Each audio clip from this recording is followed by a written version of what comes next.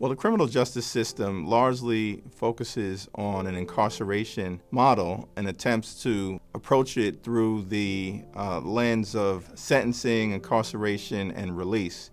Human justice focuses on the totality of the individual and, in my view, endeavors to prevent people from the community from being initially entangled in the spiral of the criminal justice system, which ultimately is destructive for them and for the community. When I first got on probation, I had to, sit at Rikers Island for like 3 weeks. It was about probably like 40 of us in there. It was crazy because the fighting every day, I'm used to seeing like people fight, but I didn't think it was like we wake up and we fight.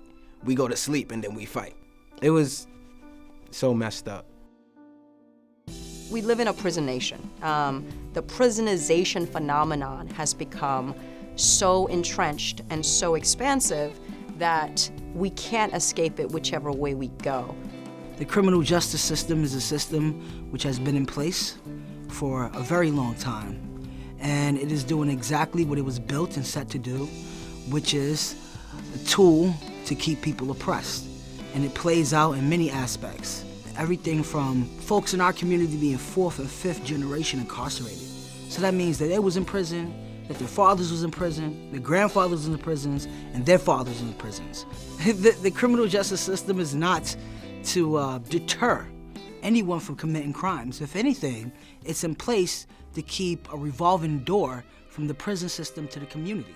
My daughter is actually like a spin image of me. The way she handles certain situations is just like, when you see yourself and your kid, it's kind of scary because I did a lot of dumb shit. My attitude was like, whatever.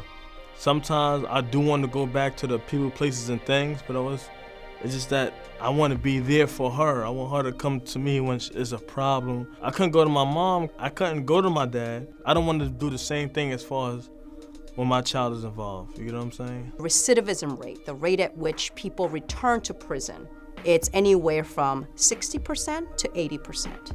New York City and state has been cited for being definitely on the higher end. In the juvenile justice system, we spend $388,000 a year to lock up a young person under the age of 16. So you're looking at an egregious amount of money that we invest on the system side, on the lockdown side, for a return that doesn't make any rational sense. The Center for New Leadership on Urban Solutions, the nation's first and only public policy research, advocacy, and training center, created, developed, and designed by formerly incarcerated professionals representing every discipline from law to medicine. Well, human justice is a theoretical framework that was created at the Center for New Leadership, a formula which includes human rights plus human development equals human justice. There's almost this kind of clinical and mathematical approach to criminal justice that I think sort of misses a huge part of the story. And one of the things I liked about human justice as opposed to criminal justice and to working with the Center for New Leadership was that they understood that this is all occurring in the context of community. And unless you get the community part of this right, the math is never going to work out. Our thinking that justice is not possible if criminal is the starting point, but if human is the starting point, it allows us to see the person in a three-dimensional way. I can't think of another example of an organization that was just so much on the cutting edge in terms of empowering community, understanding how our neighborhoods work and interacting with them. So Center for New Leadership has been an advisor at the City Council. They are a think tank and go-to organization for many years now. They are what we affectionately call on the street credible messengers, meaning that they've decided to work directly with individuals who are ex-incarcerants who now are being responsible for leading the charge. And it's amazing how if you give a man or woman the opportunity to lead, when they haven't been given that opportunity before, the vigor and the zest by which they'll do it. Congressman Adam Clayton Powell, Jr., the legendary Harlem Congress member, once made the observation that as Bedford-Stuyvesant goes, so goes the nation.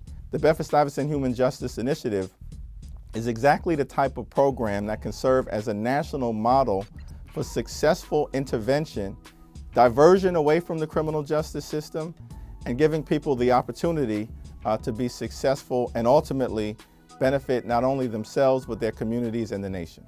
Instead of arresting them, We're gonna take them into the program, and we're gonna have a full menu of incredible opportunities for young people to explore who they are, to start fixing some of the things that they know are wrong but don't have the tools or understanding or vocabulary to fix, and also to build a relationship where if you have a young person who could have got arrested, and instead of that officer taking them to central bookings, treats them like a human, brings them to a community-based organization, the relationship almost changed immediately. We talk to kids, we talk to the community. When they see the police department and community staying together as one, that is power. That's showing that we're together on this and we're looking to make the community better. It's one team/family concept. I go home every night, I kiss my wife, I eat my dinner. My kids, the chances my son's ever gonna go to prison are infinitesimally small. And so yeah, I fight it hard, but I'm not winning this one. And I think if we're ever gonna really win it, it's gonna be because people have been in it, people whose families have been in it. They're gonna win this battle if it ever gets won. If it could work for me and me walking away from certain situations, which I could never imagine, where I sit back today and laugh at it, like I really walked away from the situation, it could work for anybody. What we doing is not really radical. It's not like a radical thing. We're just trying to build humans. We're trying to build our community. We're trying to make society a better place. And one of the ways we're doing that is saying that we need to invest in our young people. We need to find strategies, programs that support the development of our young people instead of throwing our young people away.